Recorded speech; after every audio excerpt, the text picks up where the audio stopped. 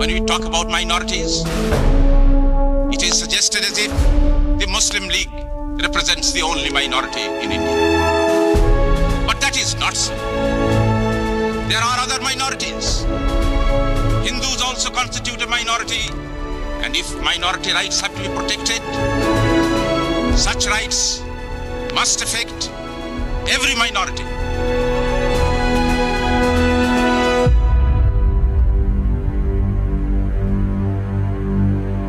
ভারতের জনসংখ্যার 24% হওয়া সত্ত্বেও মুসলিমরা এতটা প্রতাপশালী সংখ্যালঘু গোষ্ঠী, নিজেদের জন্য আলাদা একটা রাষ্ট্র দাবি করছে। এই দাবি রীতিমতো অপ্রতিরোধ্য হয়ে উঠেছে।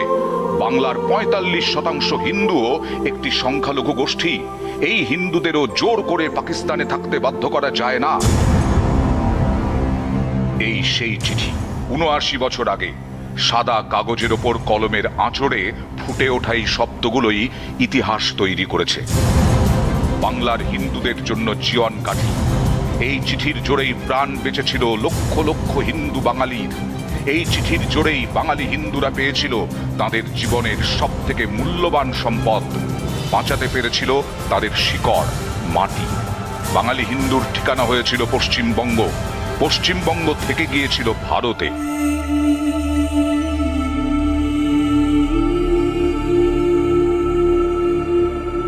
পশ্চিমবঙ্গ কেন গঠন হল, কারা গঠিত করেছিল, কিসের জন্যে গঠিত করেছিল, তার ইতিহাস কি ছিল এবং তার দরকার কি ছিল? ডক্টর শ্যামাপ্রসাদ মুখার্জি রেজুলেশন করেছেন বাঙালি হিন্দুর হোমল্যান্ড পশ্চিমবঙ্গ, আমরা ভারতে থাকবো, পাকিস্তানে যাব না। ব্যথার ইতিহাস আছে, এক হচ্ছে দেশভাগের ব্যথা, কি হচ্ছে হিন্দু বাঙালিকে রক্ষা করার ব্যথা। বাঙালি হিন্দু সম্পূর্ণভাবে উদ্বাস্তু হতো এবং তার কোনো রাজ্য বা তার কোনো হোমল্যান্ড থাকতো না। 1947-এর 2রা মে সেদিন এই চিঠি যাকে লেখা হয়েছিল তার নাম লর্ড মাউন্টব্যাটেন। ভারতের ক্ষমতা হস্তান্তরের নিয়মকানুন চূড়ান্ত করতে বিলেত থেকে এসেছিলেন। আর তাকে এই চিঠি যিনি লিখেছিলেন তিনি ডক্টর শ্যামাপ্রসাদ মুখোপাধ্যায়, হিন্দু মহাসভার নেতা, পরবর্তীকালে জনসংঘের প্রতিষ্ঠাতা, স্বাধীন ভারতের প্রথম শিল্পমন্ত্রী। Our demands for a free and independent state for our motherland. Shyamaprasad Mukhopadhyay লেখা এই চিঠির ছত্রে ছত্রে ফুটে উঠেছিল বাঙালি হিন্দুদের দুর্দশার কথা, হিন্দুদের মাটি মুসলিম শাসনের অধীনে চলে যাওয়ার আশঙ্কার কথা, স্বাধীন ভারতে হিন্দুদের পরাধীন হয়ে যাওয়ার আতঙ্কের কথা। কিন্তু কেন এই কথাগুলো লিখতে হয়েছিল শ্যামাপ্রসাদ মুখোপাধ্যায়কে? কি এমন সংকট তৈরি হয়েছিল বাঙালি হিন্দুদের জীবনে? এই চিঠির গুরুত্ব বুঝতে হলে ইতিহাসের পাতা উল্টে দেখতেই হবে।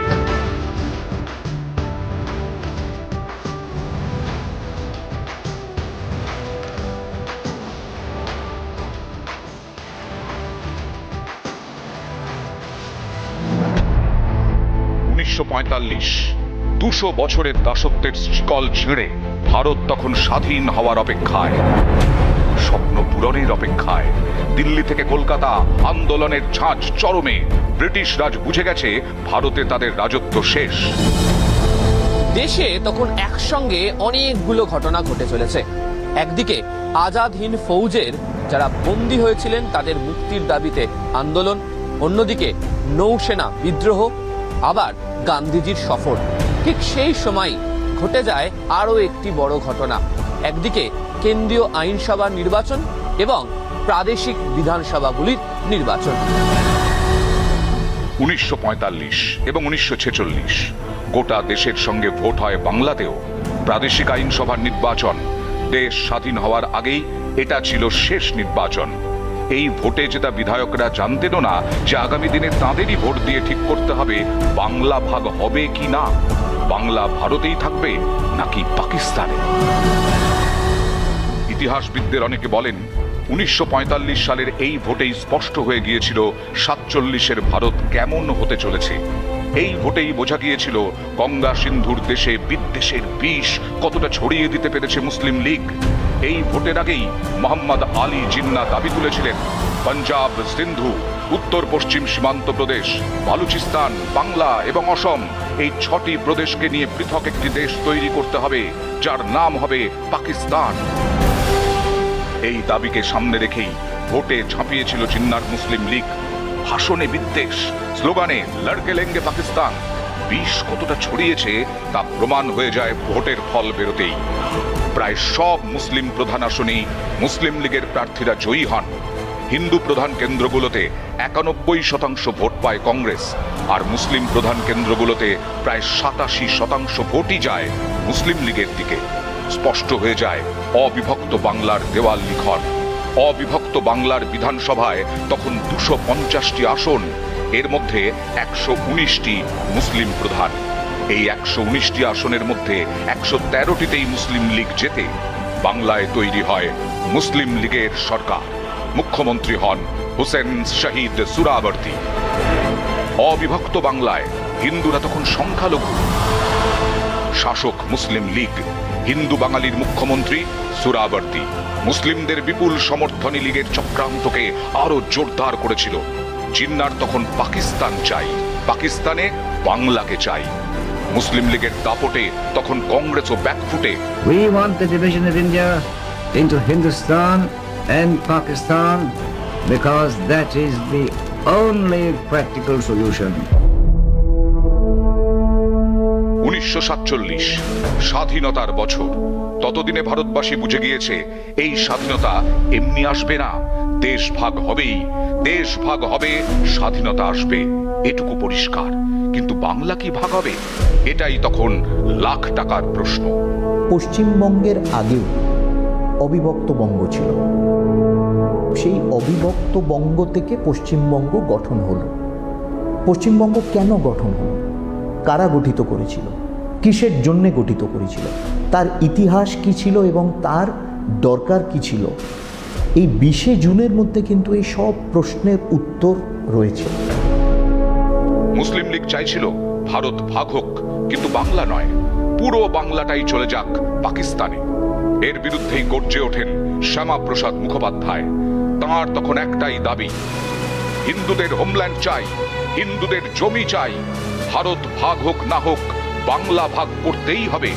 মুসলিম প্রধান এলাকা পাকিস্তানে চলে যাক, হিন্দু প্রধান বাংলা থাকুক ভারতে। শ্যামাপ্রসাদের হিন্দু মহাসভার বক্তব্য ছিল খুব স্পষ্ট, বাংলা যদি অবিভক্ত থাকে তাহলে সারা জীবন এখানকার হিন্দুদের মুসলিম শাসনে থাকতে হবে, মুসলিমদের খবরদারি সহ্য করে থাকতে হবে। বাঙালি হিন্দু সম্পূর্ণভাবে জাতি হিসেবে উদ্বাস্তু জাতি হয়ে যেত ইহুদিদের মতো। বাঙালি হিন্দু যদি উদ্বাস্তু, যদি পশ্চিমবঙ্গ গঠন না হতো, বাঙালি হিন্দু সম্পূর্ণভাবে উদ্বাস্তু হতো এবং তার কোনো রাজ্য বা তার কোনো হোমল্যান্ড থাকতো না। অবিভক্ত বাংলা মুসলিম মেজরিটি ছিল এবং 1938-37-38-এর সময় থেকে এই অবিভক্ত বাংলায় কিন্তু মুসলিম লীগের দাপট এবং প্রভাব বাড়তে থেকেছে। 1941-এর জনগণনা অনুযায়ী অবিভক্ত বাংলার 16টি জেলার মধ্যে 15টি জেলাই তখন ছিল মুসলিম প্রধান। তাই হিন্দুদের জন্য সুর চড়াতে শুরু করে হিন্দু মহাসভা। উল্টো দিকে মুসলিম লীগ তখন পাকিস্তানের জন্য মরিয়া, পাকিস্তানে অবিভক্ত বাংলাকে ঢোকাতে মরিয়া। ইতিহাসের এমনই বাঁকে রক্তাক্ত হতে হয় কলকাতাকে। কলকাতার বুকে লেখা হয় এক কালো অধ্যায়।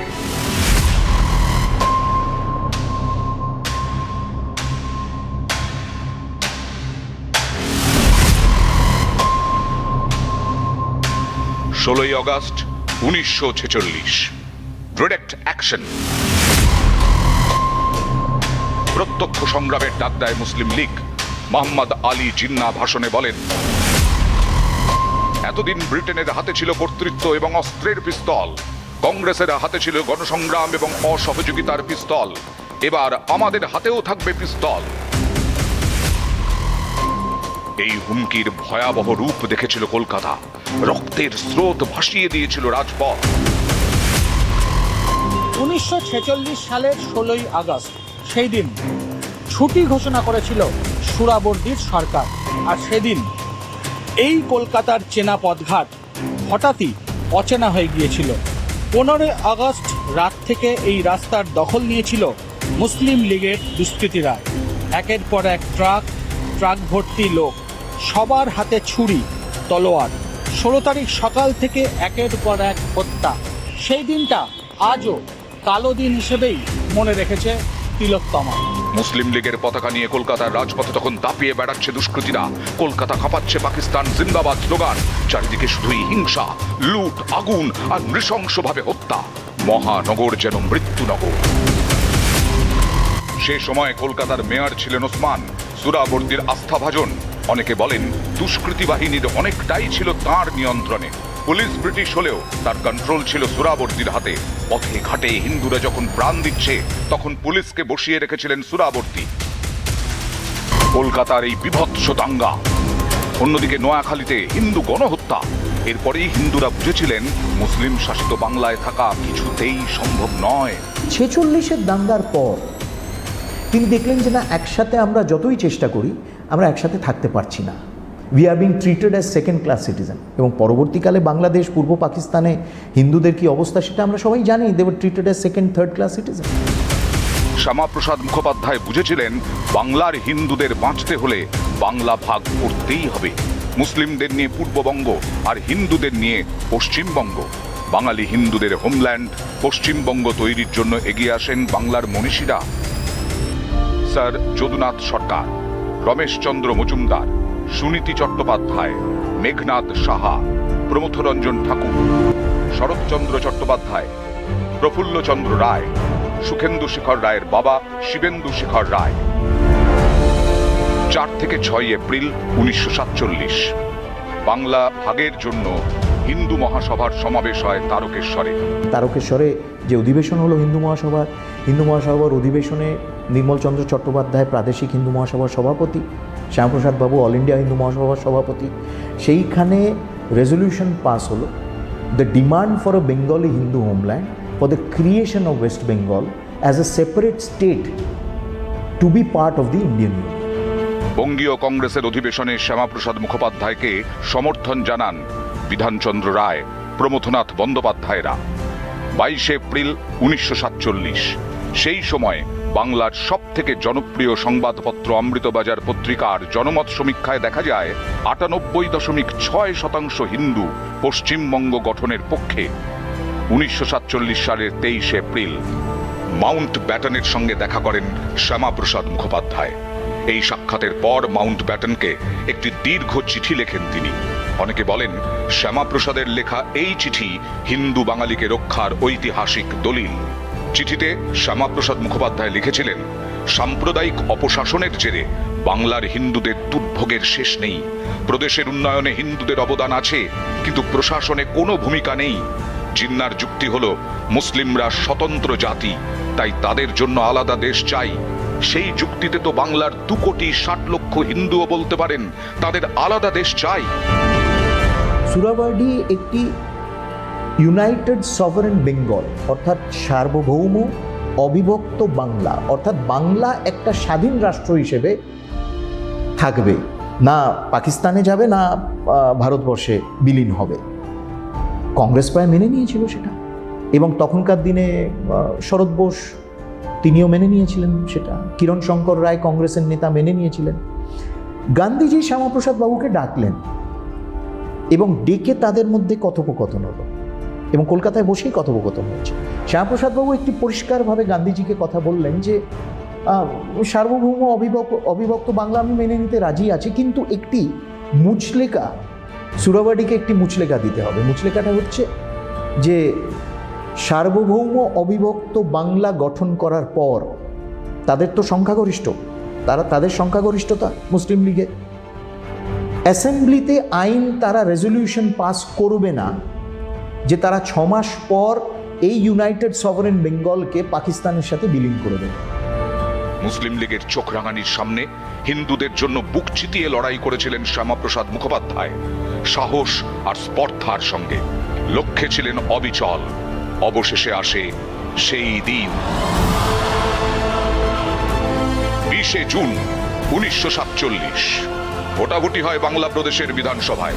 সদস্যরা দুভাগে ভাগ হয়ে বসেন, একদিকে মুসলিম প্রধান জেলাগুলির প্রতিনিধিরা, অন্যদিকে হিন্দু প্রধান জেলাগুলির প্রতিনিধিরা। ভোটাভুটির ফলে নিশ্চিত হয়ে যায় ভাগ হচ্ছে বাংলা।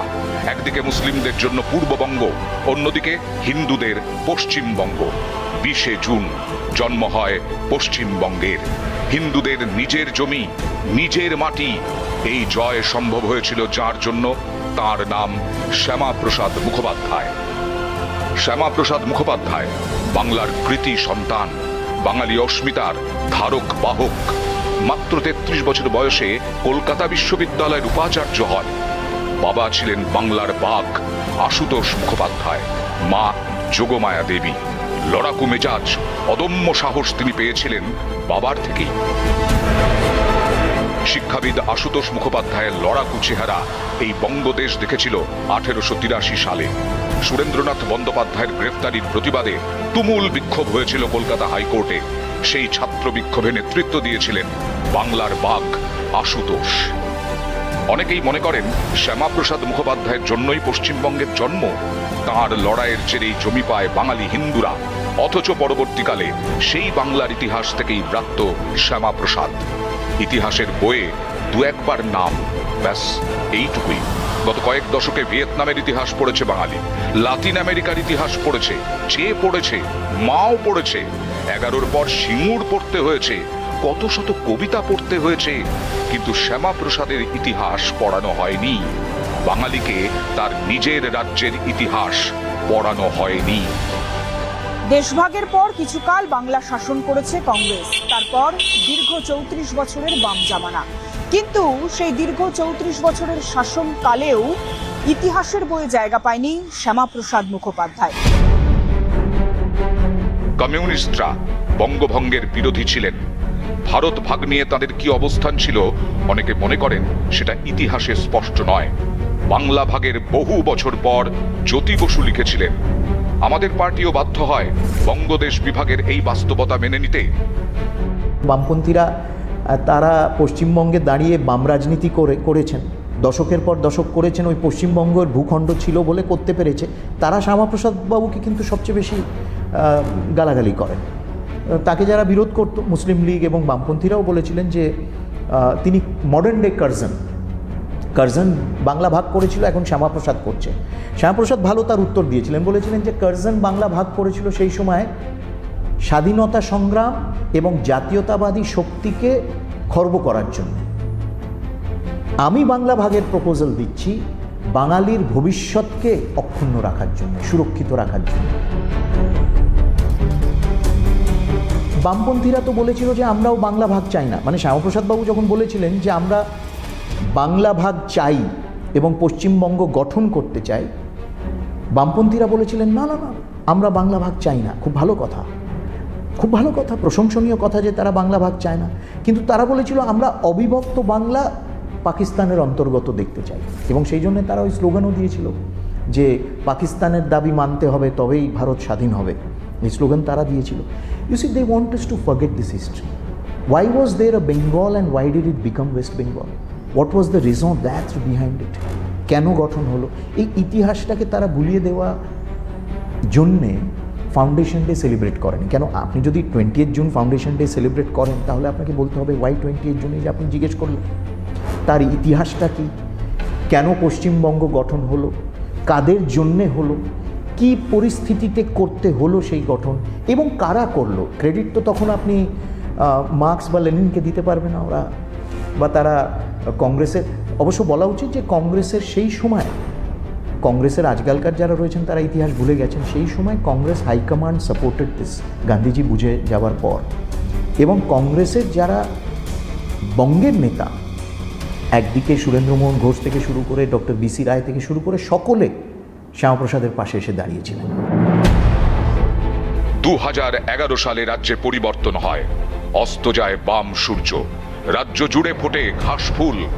এই তৃণমূল পয়লা বৈশাখকে বাংলা দিবস হিসেবে ঘোষণা করে দেয়।